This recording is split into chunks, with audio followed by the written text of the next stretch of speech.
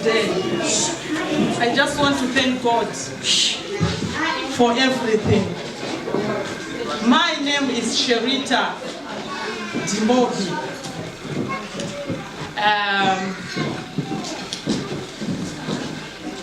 I just want to talk about my story and my organization and what inspired me to come up with Children Dumobi Disability Trust. So, good afternoon, our distinct guests present here today. The Mayor, June Vision, Ben, and Mr. Juran. Good afternoon all. And all ladies and gentlemen, my name is Sherita Dumobi, the founder of Dumobi Children Disability Trust. I want to thank you all for coming to support us. Your presence is greatly appreciated. I'm going to give you a brief insight on what motivated me to come up with Dumobi Children Disability Trust. My story. This is my story I'm going to talk about. 8 years ago, my late husband and I were blessed with a baby boy who we named Obina. Obina means father's heart, or dear to my father. We were so happy, we were so delighted to have our son. However, my son was born with a special needs, but it took me so long to accept this. It took me so long to accept my child has got special needs. From an early age, we did not realize that he had some problems. And I remember when he started showing some signs of challenging behavior, was caused by the fact that his thinking as well as cognitive abilities were different from the other children of his age. For example, why other children develop the ability to talk on average by the age of 3, my son started talking at the age of 8. Think of it as a parent. My child never talked at the age of 3 for 2 years like any other children. It's so painful, but special needs. Think of it, what will happen?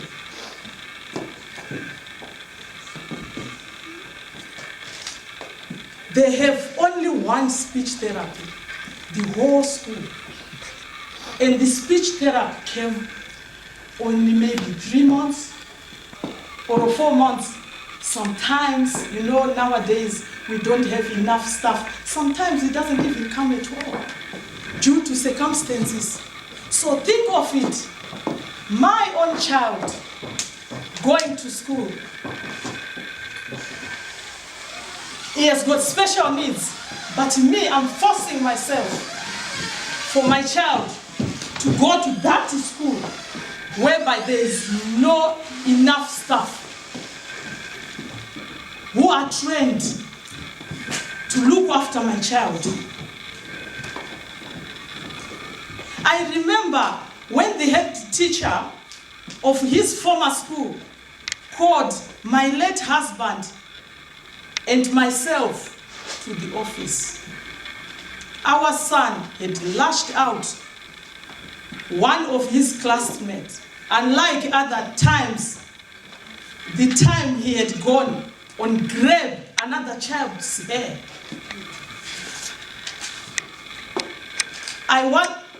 It wasn't the first time he had exhibited challenging behavior, but it was the first time laying hands on another child. I have developed quite some mixed emotions by this time. I felt the school was being unreasonable. Why the headmaster is calling us to tell us our child has got challenging behavior. We ourselves were seeing that our child has got challenging behavior, but we asserted that no, my child, we remain adamant. Oh, my child is going to talk. My child doesn't have any problem. I know God will heal my child. And I was praying day and night. And I thought my child was going to speak, but he didn't. However, deep down, I thought and felt that my son was to blame because he grabbed somebody's child. And as a parent, that really, he looked at us with the face that he said it at all. The way he was looking at us when we entered in his office, it said it all, because the way he looked at us, it was not before. Because now he was telling us there is a problem. He wants to show us there is a problem. But we were not seeing any problem. The problem was the headmaster, not our problem.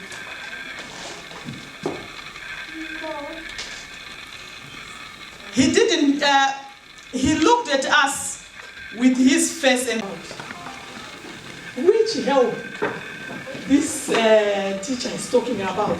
My child gets help for what? I'm not seeing any problem. I asked my husband, did you even see any problem with Obina's behavior? I say no. But we were seeing it. But we didn't want to admit there's a problem. He had never said this before.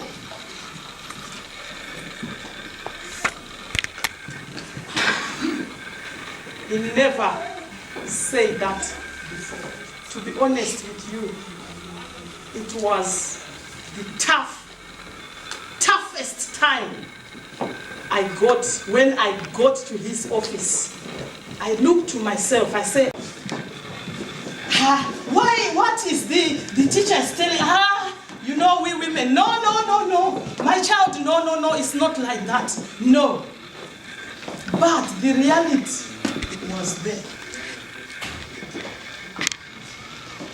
He proceeded and made it clear to us that we were not giving our child the best start on his life. If we continue living the way we were doing, you say, oh, we remain adamant. We don't want to hear about anything. Our child is okay. There's nothing wrong with my child. Obina is fine. I broke down in tears. Because why? Because I know exactly what was the problem. But I didn't want to admit it. But the problem, it was there. I can see the problem. But what I didn't want to is to accept that my child is good. special needs. That word, special needs, I didn't want to hear about it. But the problem was there.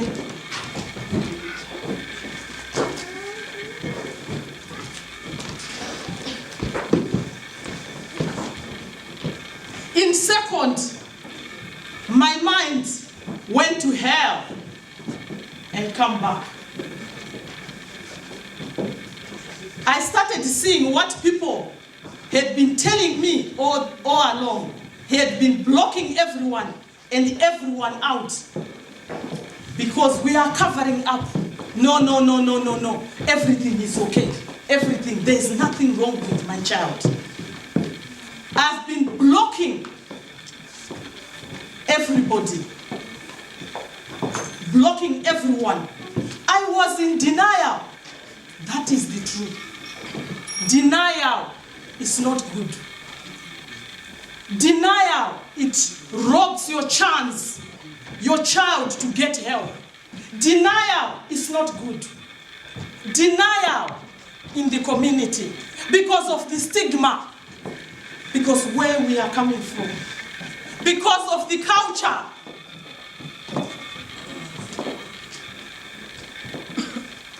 I was in denial and refused to face the truth. I was the door way into my son's life to gain access to helping him, my child. It come through denial.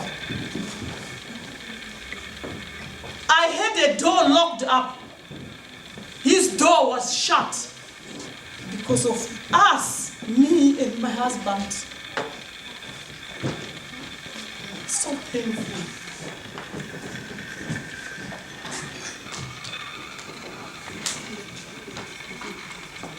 I was denying my son's the best chance of life. Parents, please, don't make mistake. I did. We did, me and my husband. Don't make mistake. This realization tore me apart.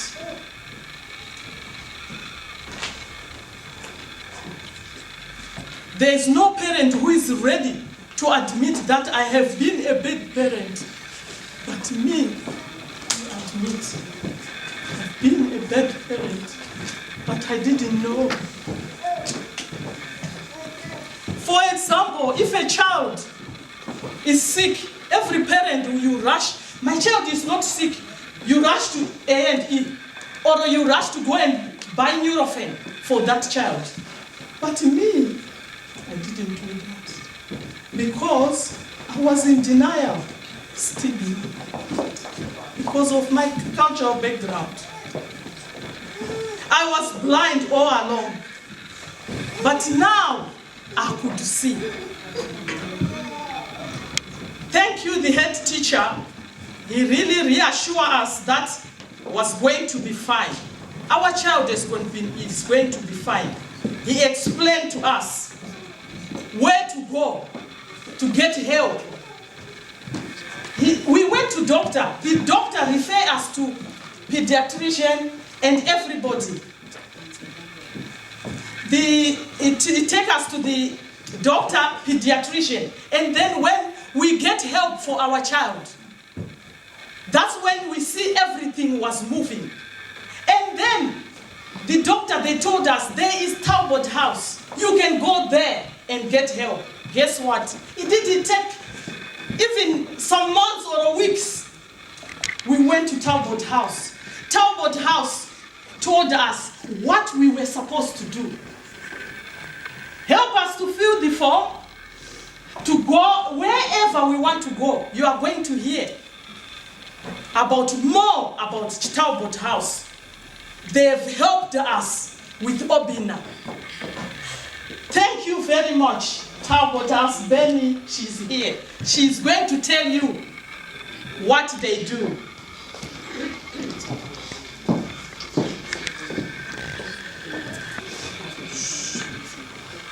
Okay.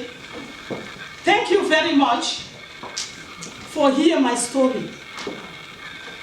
Thank you very much. That was wonderful. That was so emotional. Thank you so much, Double House, once again.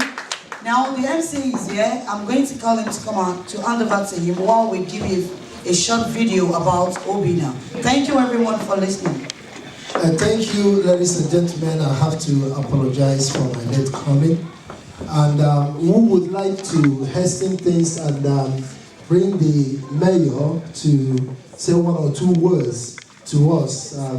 We understand the urgency of time and the time constraint on the mayor, and it would be good if the mayor could say one or two words before he leaves. That was why we had to cut that very speech short, and it will be continued after. Thank you. Ladies and gentlemen, could we put our hands together for our mayor? This group and this organisation and what the charity and the Disability Trust with the Dumobi is wanting to raise, and I think one of the important things is to raise the fact that we need to get rid of the stigma for people feeling that they shouldn't be treating the children that way, but also it's the welfare and for the siblings, and to make sure that everyone's looked after and that everyone's provided with the right education and with the right sort of upbringing.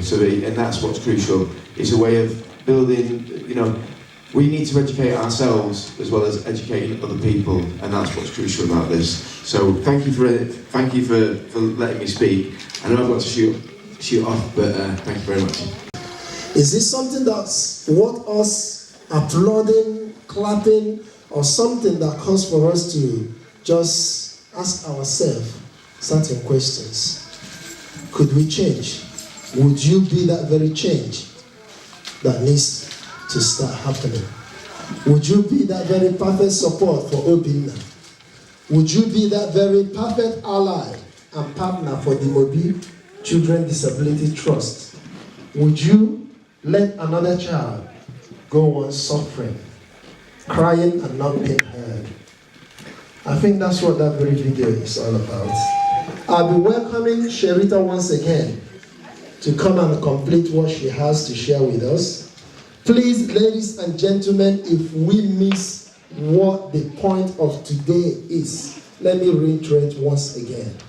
It's about giving our children, your child, my child, the future generations, the right support that they need. It's about understanding the pain and the sufferings that families with children that need additional needs have to go through. It's about understanding when that child is maybe had enough and they're acting out. It's about having an understanding rather than looking at that woman like she can't control her child. Like she haven't got a clue, she's a bad parent, which we'll all do. It's about having a better understanding so we can better give support to the children. That's what this is all about. So it's like you're going to hear a lot of people talking, but that's what it's all about. A better information, better education. So ladies and gentlemen, without further delay, could we put our hands together and welcome Sherita. This is my story. Still continuing with my story. Obina's story. Our story. And it will help us. On my story, you can know what you are not doing, what was good and what is not good. I was blind all along, but I could now see.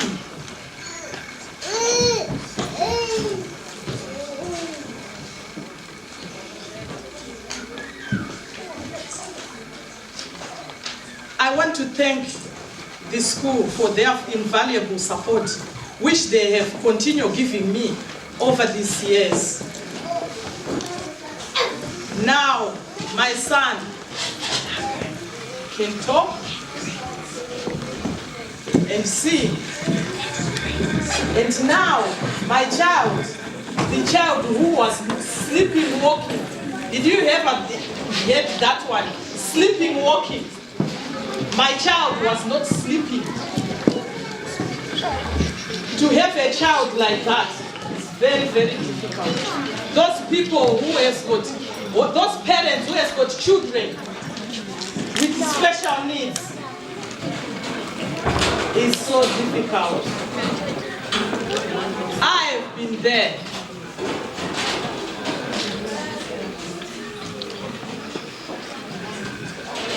He is happier than ever before. I'm happy to say I got support, and today my son is excel beyond our expectation, and he is now able to communicate with other children. I still remember I was on the window. I let my child go and play with other children. I can see my child, he wants to talk with other children, but he couldn't. I call my husband, I say, come and see. That will be a great, great thing. Because most of us, if you have a child with special needs, you don't want to hear that special needs. Learning disability, that one, nobody want to hear. They say, no, my child is okay. You can see, like now, I went to school.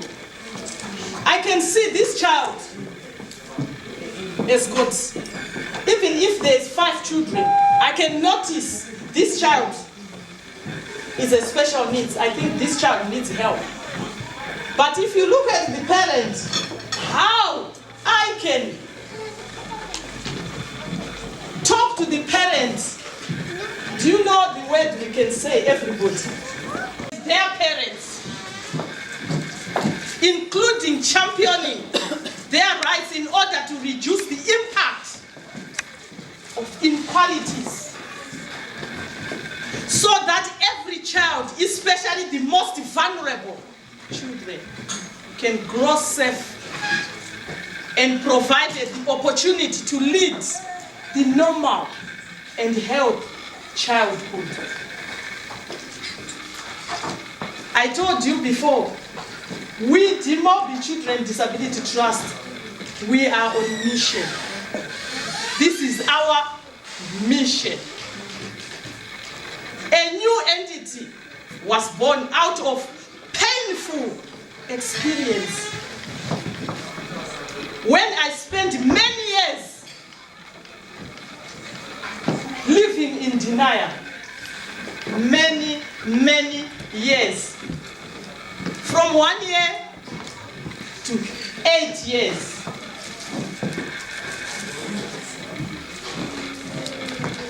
A board whose vision of society in which children with disability contribute are valued and have their rights and respect.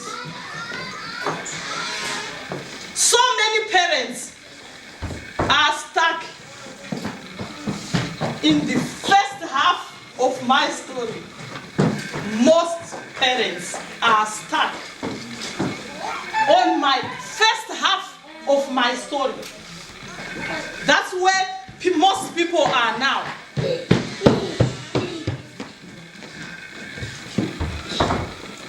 Languishing in denial, and this leads to mental stress of both the child and the parent. Some suffer severe stress, leading to be in life of these children and the families. The philosopher Albert Einstein once said, understand your problem, know how to solve it. That's what I did. I understand my problem, seeking help to the right people, go to Talbot House, go to doctor, to refer us everywhere. That's why I understand my problem and I know how to deal with it. To make this reality, we ask for your continued support and donation, which will help us to educate parents and holding training workshops across Manchester, and hopefully in whole country. Once again, I thank you for your support. I hope you will continue supporting us in all our events and activities. Thank you very much. Thank you.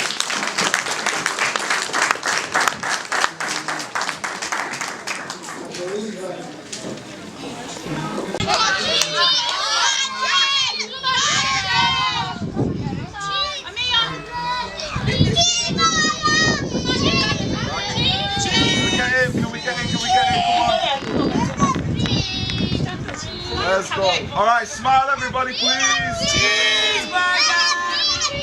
I thought it was different as well.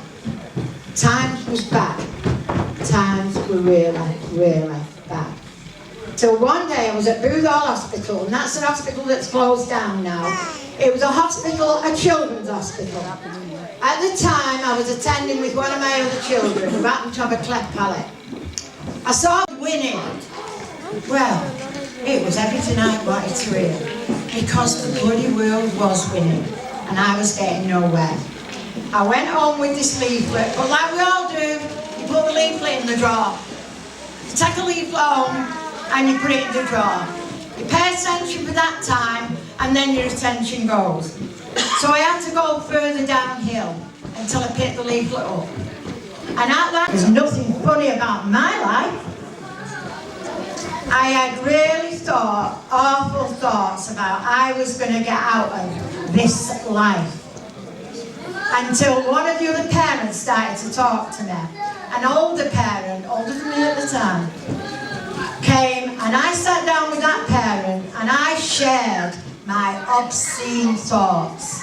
And as a mother, they were obscene thoughts. That parent knew exactly, not nearly, exactly what I was going through. Because if you don't live it, you don't know it. And that's a fact. You can empathise till the cows come home. You can get really good social workers, really good doctors, really good help. But if you don't live it, you don't know it. It's a 24/7 job and it's a lifetime job. Now, I went home that night, and it doesn't mean to say I went home and went, oh, whoopee, life's amazing. It still wasn't. It took a day at a time, an hour at a time, a minute at a time to have some peace in my head. But bit by bit, and little by little, I started to go to the Peter Pan Centre. That was 1978. That was the year my son was born. I started to go, engage with other parents, and what we did, we shared. And what happened was, when parents come together, that's the magic. That's the magic. Because nobody can understand except another parent. So you sit together and you say, where'd you get that wheelchair? Where'd you get them benefits? Where'd you get that? Where'd you get that? I don't know. So we could tell them. So from then, 4 of the parents, we had premises then in Great Hancock Street. It was an old rectory that we did up and painted, right? So we thought we'd run a little advice shop and parents could come in and get the information. But bit by bit and little by little, we realised how big it was. So we went to the local council at Manchester and decided to run a play scene. We wanted a couple of £100. Well, that was a time when they thought our kids couldn't be educated or anything, and especially kids with complex needs, that's wheelchair, no walking, no talking, no this, no that. They said, what do you want a play scheme for? Them kids can't understand anything. That was the thought of the council in 1978. Anyway, we pursued and we went on and on and on until they did give us a grant. And then they gave us another grant, and we had a little wage between us. And then, to cut a long story short, folks, it's now called Talbot House. We've got a building of our own. It's in Newton Heath, 1 Peep Street. And that's where I met your darling president, right? Okay? Yeah. Because coming to Talbot House, shivering masses of humanity, and they go out like sunflowers. The only thing we say when you come, what, do you want tea or coffee? If you don't come back for another 3 years, the only thing we say is, do you want tea or coffee? Because it's your life, your consequences. They come in lonely and frustrated, thinking they're the only one in the world with a disabled kid. They go out feeling different. Now they come in with all those reasons. But once you find Talbot House, I'm sorry, but you cannot leave Talbot House and then say, I'm lonely, I'm frustrated, I've got no support. Because the choice is there again. Right? What we learn is, and your president was talking about stigma and disabled kids, right?